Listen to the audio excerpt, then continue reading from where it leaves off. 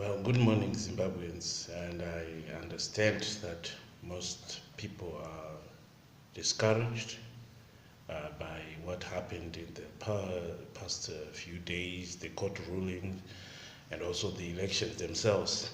But I have a message to Zimbabweans and also to the rest of Africa that the fight for democracy is not a one step, or can I say it can be achieved in a very short space of time, but it is always in a gradual format and in a sequential format. It is very rare for a nation to achieve democracy just one time. At times, people might be deceived that they are moving into the world of democracy, yet they'll realize afterwards that they are still in bondage. So democracy is a gradual process. It takes one stage at a time. You move from this point to that point. That is very fundamental. There is no way we can run away from that fact. It is a fact, but it is painful, yes. But we have to understand that we should be patient for the process to take its own course. We can't just force it. The moment people try to force it, that's when they lead themselves into something like a civil war, and it will destroy a nation. So democracy is in stages. What is most key and important, this is the most important part of my message, that democracy should not necessarily be led by a politician.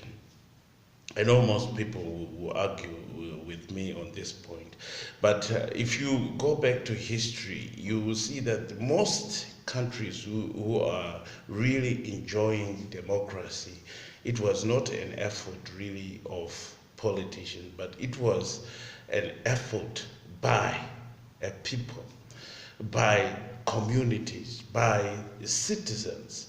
So it is when citizens unite for a common goal. But when the citizens are still divided along political grounds, then democracy is very difficult to achieve. So what is very necessary is for a nation to try and sit down. I'm talking about the citizens themselves, in spite of their political affiliation, and sit down and draft documents which will probably guide them to the kind of things that they want. If you fight for a cause which has a system in it or a guidance in it, then you are fighting true democracy.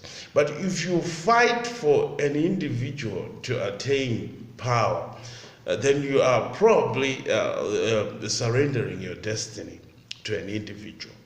So what is important is for people to surrender their destiny to a system, to a revolutionary concept that they hold. It is very important that when people are not yet on that stage of saying we have to sit down and draft the kind of system or governance that we want, the way that we want things to flow from A to Z, then it will be very difficult.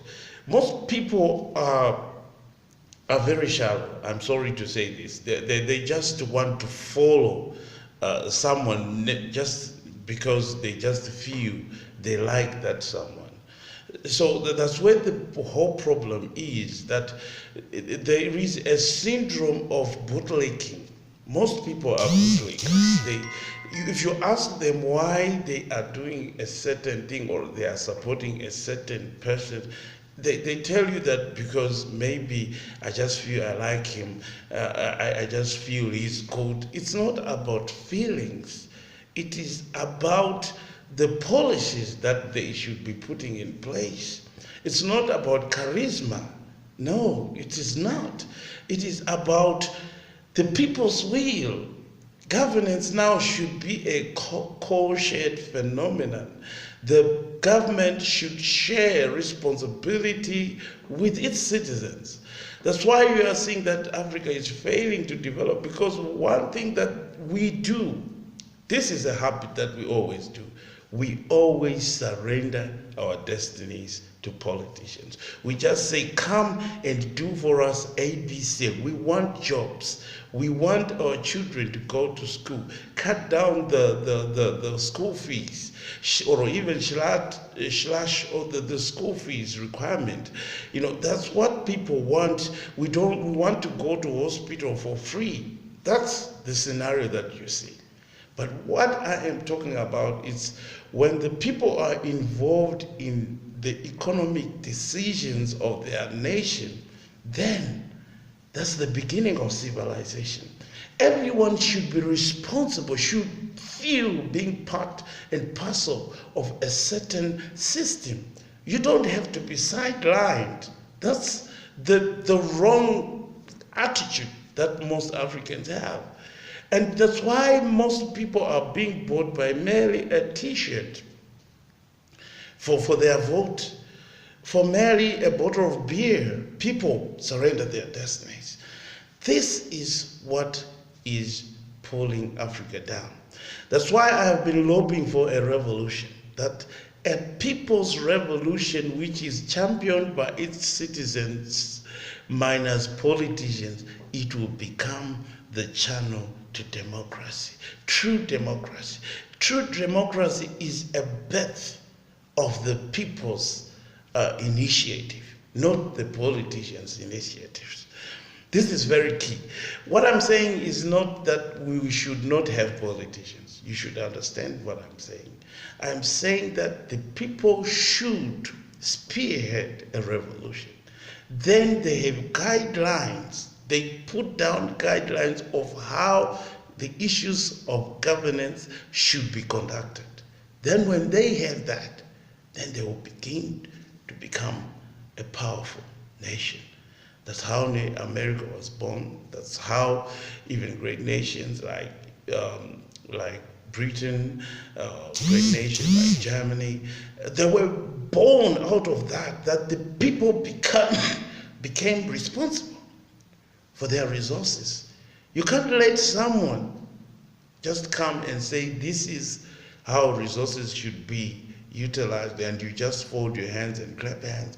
You should have also guiding principles. Communities themselves should not let politicians come and siphon their resources from their communities without anything. The people should speak out.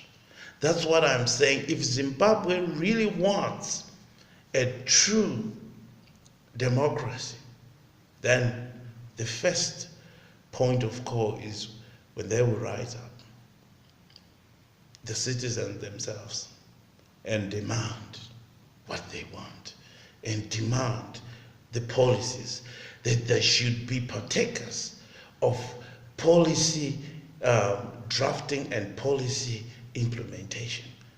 That is very key. As long as we want to depend on political initiatives, when we are being guided by politicians, we will always become victims of manipulation. This is very important. This is Pepkai Begede. I'm the scribe. You can always go to different, I have a spot in Bulawayo 24. I write articles for them, and on Zimai I also write articles. I'm pushing so that most people will grasp this concept of a revolution and how important it is that the people should be the drivers of their economic empowerment. You should also visit my Facebook page, which is People's Power Revolution, and also you can also like my Facebook page, Pepkai Begede, which is Begede. Thank you for listening. I will always keep you updated, and I will always love Zimbabwe. I also love Africa. Peace and blessings. Thank you.